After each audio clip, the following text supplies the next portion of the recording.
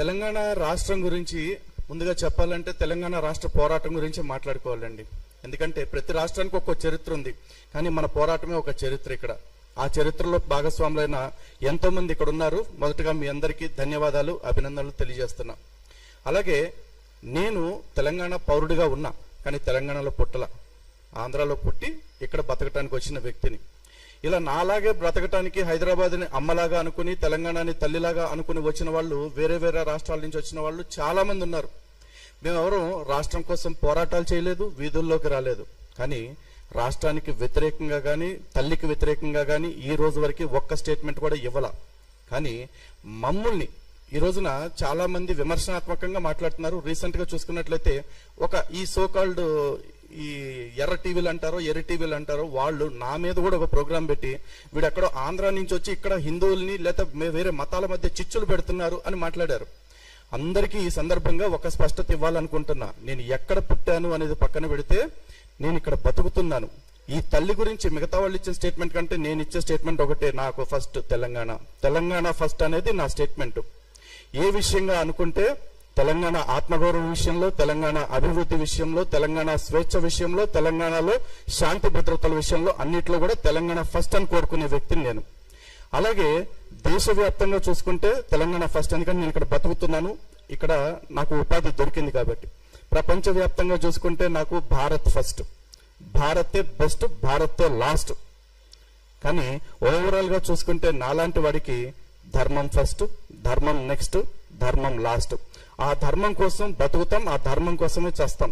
ఈ క్రమంలో మేము ఎక్కడైతే ఉంటున్నామో ఈ దేశంలో తెలంగాణ అంతర్భాగంగా ఉంది కదా, ఈ తెలంగాణని ఈ రోజు విడగొట్టాలని ఎవరైతే చూస్తున్నారో వాళ్ళు ఈ రోజున ఆంధ్ర తెలంగాణ అని మళ్ళీ విభజనవాదం తెస్తున్నారు. ఎందుకంటే ఉద్యమం జరిగేటప్పుడు నేను బాగా నోటెడ్ అయిపోయిన నినాదం నాకేంటంటే, ప్రాంతాలుగా విడిపోదాం, ప్రజలుగా కలిసి ఉందామని చెప్పారు అందరూ కూడా.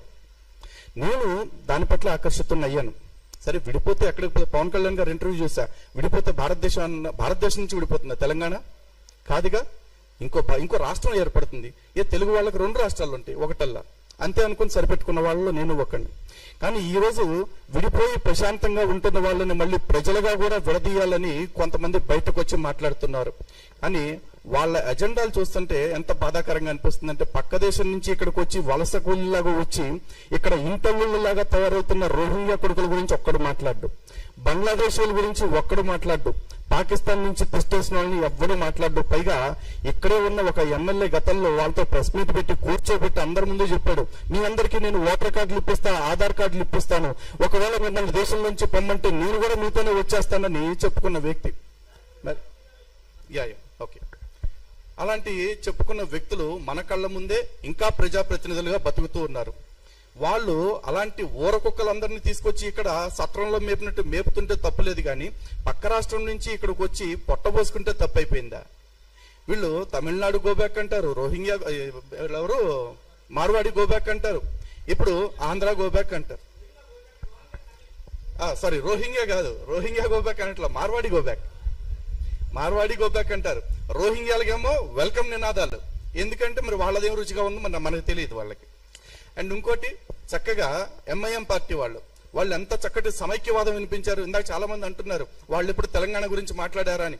తెలంగాణ గురించి మాట్లాడకపోవటమే కాదు, సమైక్యవాదాన్ని వినిపించాడు. పైగా దేశవ్యాప్తంగా తెలంగాణ బిల్లు ఆలస్యం అవడానికి ఒకానొక మెయిన్ రీజన్ ఎంఐఎం పార్టీ. ఎందుకంటే తెలంగాణ విడిపోతే ఇక్కడ మతోన్మాద శక్తులు బలపడిపోతాయి, ముస్లింలకు రక్షణ కొరబడుతుంది అంటూ లేని అభద్రతను క్రియేట్ చేసి ఆ రోజున బిల్లు ఆలస్యం అయ్యేలాగా చేశాడు. పైగా దిక్కుమాలిన ప్రతిపాదనలు కూడా పెట్టాడు, రాయల తెలంగాణ అని చెప్పేసి, రాయలసీమని తెలంగాణ కలపాలని చెప్పేసి రకరకాలుగా పెట్టారు. అసలు ఉద్యమంతో సంబంధమే లేని ప్రాంతాన్ని తీసుకొచ్చి ఉద్యమంలో భాగం చేయాలని కుట్రలు చేశారు. ఈ రోజు వాళ్ళందరూ ఏ ప్రభుత్వం వస్తే ఆ ప్రభుత్వంలో భాగస్వాములు అయిపోతున్నారు. గతంలో వాళ్ళ చేతుల్లో స్టీరింగ్ ఉంది, ఇప్పుడు ఏకంగా వాళ్ళ చేతుల్లో వాళ్ళ చెయ్యి ఉంది. అయినా కూడా వాళ్ళని ఎవ్వరూ ఏమనరు. ఏ ఇది లేకుండా చక్కగా బ్రతుకుతూ అన్నదమ్ముల్లాగా ఉందామని వచ్చిన వాళ్ళ విషయంలో మాత్రం ఇన్ని రాజకీయాలు. రీసెంట్ గా చూసుకుంటే పవన్ కళ్యాణ్ గారి విషయం. పవన్ కళ్యాణ్ గారు అంటే ఇక్కడ టైటిల్ కూడా చక్కగా పెట్టారు, తెలంగాణ ప్రజాస్వామ్యం అని పెట్టేసి. మేబీ ఆయన ఒక పార్టీ పెట్టుకున్నాడు, ఇక్కడ పోటీ చేస్తాడు. ఎవెన్చువల్లీ ప్రజాస్వామ్యం అంటే ఏంటండి, నెంబర్ గేమ్. ప్రజలు ఆమోదిస్తే పవర్లోకి వస్తాడు. అయ్యా మాది సెట్ అవ్వదు, మీ వాదం వేరు మా వాదం వేరు అనుకుంటే పక్కెళ్ళి కూర్చుంటాడు. లేకపోతే ఈ సిపిఎం సిపిఐ పార్టీలాగా తోక పార్టీలాగా మిగిలిపోతాడు. కానీ అది అసలు మాట్లాడనే వద్దు, రానే వద్దు అని చెప్తున్నారంటే ఎందుకంత భయం వీళ్ళకి మరి ఇప్పుడు? అది కూడా అర్థం చేసుకోవాలి.